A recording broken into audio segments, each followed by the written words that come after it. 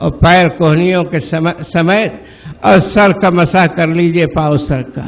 लेकिन क्या आप इसी पर बस करते हैं? नहीं करते हैं। यहाँ जितने लोग हैं मैं समझता हूँ कभी इत्तेफाक हुआ होगा तो हो सकता है, लेकिन सभी हजरात दोनों हाथ 3 बार धोते हैं, कुल्ली भी 3 बार करते हैं और नाक में पानी भी 3 बार लेते हैं।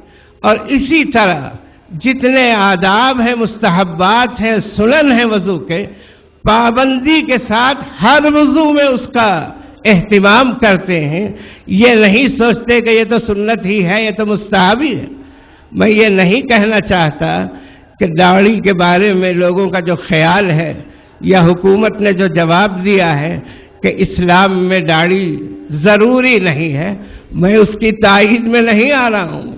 मैं ये कहना चाहता हूँ कि इस्लाम का हर जुज़, चाहे वो फ़र्ज के दर्जे में हो या वाजिब के दर्जे में हो या सुनन व मुस्तहब्बात के दर्जे में हो, रसूलुल्लाह सल्लल्लाहु अलैहि वसल्लम ने हमें ये बताया है कि सबकी पाबंदी की जाएगी और सबको एकसा तरीके पर अदा किया जाएगा।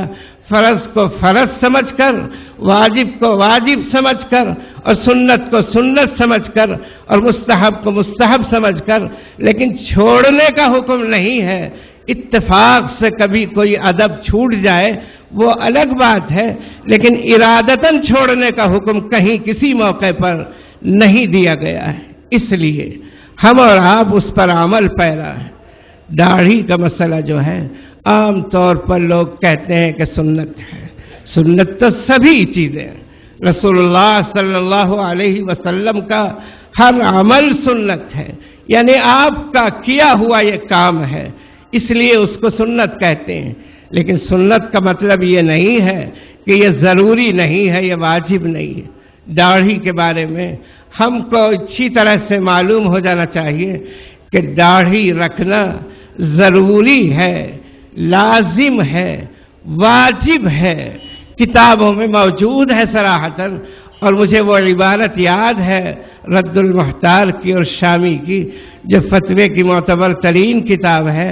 यहरुमु अला रजुली क़त्उ लिह्यती, हराम है मर्दों पर दाढ़ी काटना कटाना। मूंडने का लफ्ज़ भी नहीं है बुजुर्गान मुहतरम। उलमाए किराम गौर फरमाए कि हल्क़ु लिह्यती ही नहीं कहा फ़ुक़हाए किराम ने, को तो है ही क़त्उ लिह्यती कि दाढ़ी को कटाना उस हद से पहले जिस हद तक दाढ़ी को होना ज़रूरी है। यहरुमु का लफ्ज़ है, युकरहु का लफ्ज़ भी नहीं है, मौजूद है किताबों में। इसलिए हमको समझना चाहिए कि दाढ़ी मसनून है, यानी रसूलुल्लाह का अमल है सल्लल्लाहु अलैहि वसल्लम, लेकिन गैर ज़रूरी है, लाजिम नहीं है। वैसे ही है ऐसा नहीं है। दाढ़ी रखना लाजिम है, ज़रूरी है, वाजिब है। और उलमाए किराम ने सराहतन किताब से भी लिखे हैं बड़े कीमती, जिसमें वजूब के बारे में सराहतन जिक्र फरमाया गया। और हज़रत शेखुल हदीस मौलाना ज़करिया रहमतुल्लाह अलैह की किताब याद आ गई इसी वक्त, दाढ़ी का वजूब, हजरत ने किताब लिखी है। तो इसलिए all India Muslim personal law board के जिम्मेदारान और हजरत उलमा और सदर वगैरह हमेशा ये कहते रहते हैं कि बोर्ड का एक मकसद हुकूमत के मुकाबले पर इस्लामी शरीयत की हिफाजत के लिए दिफा करना है, वो है। लेकिन दूसरी तरफ उम्मत मुस्लिमा से, बिरादरान इस्लाम से, इस्लाम पर अमल करने वाले दोस्तों से, उनके सामने भी रखना है कि आप कानून इस्लामी को अपनी ज़िंदगी में राइज कीजिए, नाफिज कीजिए, अपने घरों में उसे लाइए, ताकि हुकूमत को दखल देने का मौका ही न मिले। अगर दाढ़ी लाजिम नहीं है तो ऐसा नहीं है, दाढ़ी तो लाजिम और फर्ज है। इसलिए आज की इस मजलिस में हुकूमत से जो मुतालबा है हमारा, वो तो है ही। आप हजरात से, इन बुजुर्गों की वसातत से, हजरत सदर मोहतरम मौलाना सईद अरशद मदनी दामत बरकातहुम के वसीले से इस मजलिस में जितने हजरात हैं उनमें से हर एक से ये गुजारिश है कि वो दाढ़ी रखें اور رکھے ہوئے ہیں تو اس کی حفاظت کریں، اس کو مسنون طریقے پر لانے کی کوشش کریں۔ کبھی یہ خیال نہ کریں کہ داڑھی ایسی ہے۔ کبھی کبھی خفا ہو جاتے ہیں لوگ، داڑھی کے بارے میں بولا جائے گا تو خفا ہو جائیں گے، نماز کے بارے میں کہا جائے گا تو نہیں خفا ہوں گے، اس لیے کہ کسے پتہ چلتا ہے کون نماز پڑھتے ہیں کون نہیں پڑھتے، کس مسجد میں پڑھتے ہیں کس جماعت میں جاتے ہیں، لیکن چونکہ یہ نظر آتی ہے اس لیے فوراً خفا ہوتے ہیں اور عالم دین پر اعتراض کرتے ہیں کہ یہی تھا کیا، اور سب کے سامنے کہنا تھا کیا۔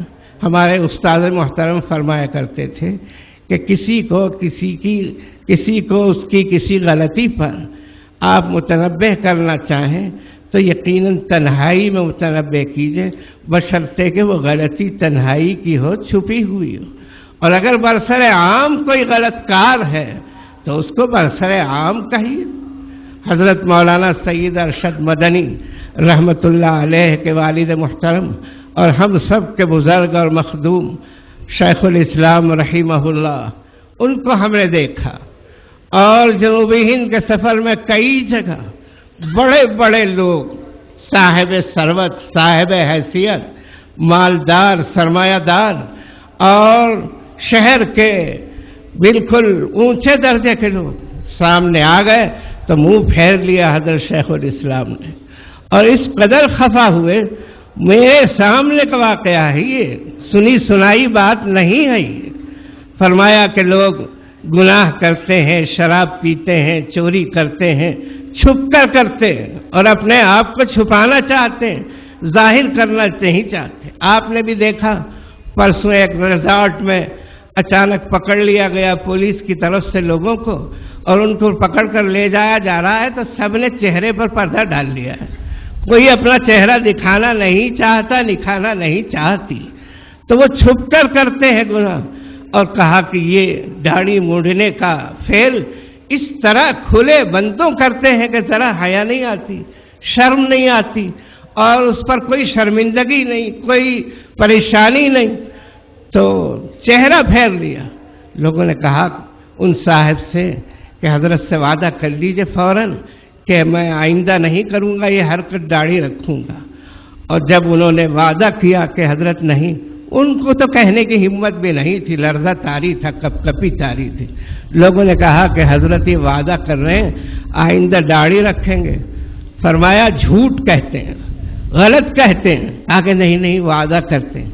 تب جا کر کے ان کی طرف متوجہ ہوئے اور فرمایا۔ تو بزرگان محترم، داڑھی کو ہم نے بالکل معمولی سمجھ لیا اور اپنی زندگی سے اس کو اطمینان سے نکال دیا۔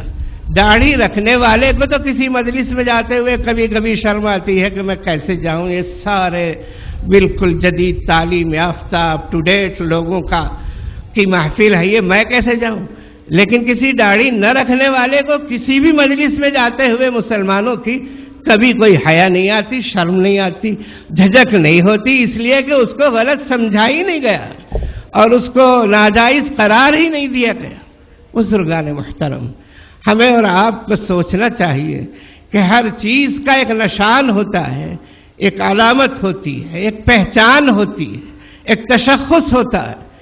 اللہ کو ماننے والے، اللہ کے بندوں کو اور رسول اللہ کے امتی کو اپنی پہچان باقی رکھنی چاہیے، اپنے آپ کو چھپانا نہیں چاہیے کہ لوگ مجھے دیکھیں تو پہچاننے نہ پائیں کہ میں بندہ خدا ہوں اور غلام مصطفیٰ ہوں، یہ پہچاننے نہ پائیں لوگ، اس لیے میں داڑھی بھی نہ رکھوں، ٹوپی بھی نہ پہنوں اور اپنا لباس بھی ایسا رکھوں کہ میں کہیں بھی جاؤں تو میرے اوپر کوئی حملہ اسلام کی وجہ سے نہ ہو۔ مجھے معلوم ہوا کہ آزادی کے موقع پر جب فسادات دہلی میں ہو رہے تھے تو وہاں ایک صاحب جو بظاہر بہت ہی گنڈا قسم کے تھے اور کوئی لباس ہو کچھ ہو ان کو دیکھ کر پتہ بھی نہیں چلتا تھا، انہوں نے اسی موقع پر داڑھی رکھ لی اور کہا کہ اگر کوئی مجھ پر حملہ کرے تو مسلمان سمجھ کر حملہ کرے تاکہ میں شہید ہوں تو اسلام میں شہید۔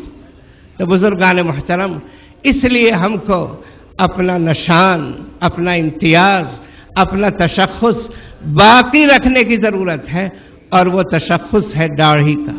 دیکھتے ہی پہچانے لوگ کہ یہ بندہ خدا ہے اور رسول اللہ का उम्मती है सल्लल्लाहु अलैहि वसल्लम। इसलिए मुख्तसरन मैं अर्ज करूंगा कि आज की इस मजलिस में जमीयत उलमा हिंद ने दावा दायर कर दिया है सुप्रीम कोर्ट में, मौलाना ने बताया, हुकूमत के खिलाफ लड़ेंगे और दाढ़ी रखने से जिन ऑफिसर को मना किया गया है उनको उनका हक दिलाने की कानूनी जद्दोजहद और कोशिश जारी रखेंगे।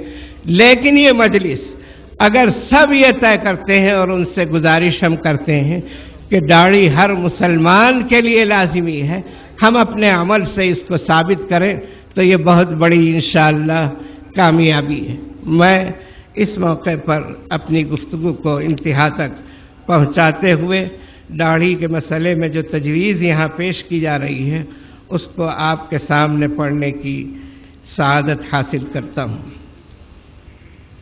तजवीज़ नंबर 1 है, गौर से सुने और इसकी तायीद करें आप हजरात। गुज़श्ता 60 सालों में कई मरतबा मुसलमानों के पर्सनल्लाह और उनकी मजहबी शनाख्त को मिटाने की नापाक कोशिशें की जाती रही हैं, कभी यकसा सिविल कोड के निफाज के ज़रिए तो कभी नान नफ़क़ा के ताल्लुक़ से मजहबी मामलात में दखल अंदाजी की शक्लें पैदा की गईं। इस वक्त दाढ़ी पर पाबंदी का मसला भी इसी सिलसिले की एक कड़ी है और मुसलमानों को उनके मजहबी हुकूक से महरूम कर देने की